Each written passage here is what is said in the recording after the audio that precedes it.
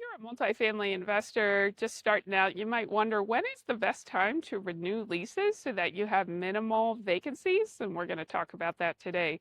So, generally, the rule of thumb is that you want to try and stagger all of your vacancies over the summertime because a lot of people want to move in the summer.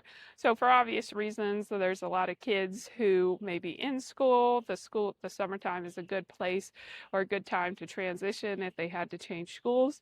If you have somebody who's a college student, they might be in or out for that reason. But in general, just people tend to prefer to move in the summertime since it's warm and they might have some vacation time and it makes it a more convenient time.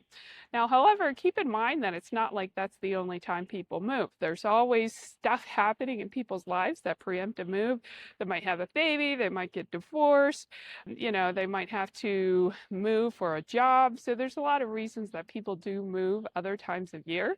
So really the second best time is generally the springtime because if you have to do something, it's usually more convenient for people to do it when it's at least a little bit warmer outside, at least in the Northeast in this region.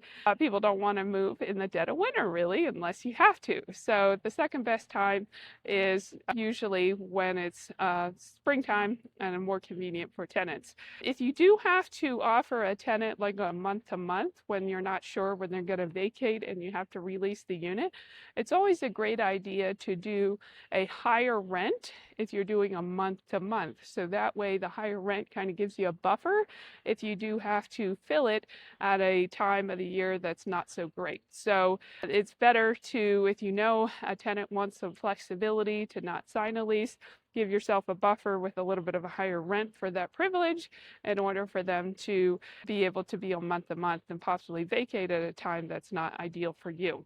So I hope that brought you some value. If so, please like, comment, and share. And if you're looking for investment real estate in Pennsylvania or Maryland, please reach out to us. We're happy to help.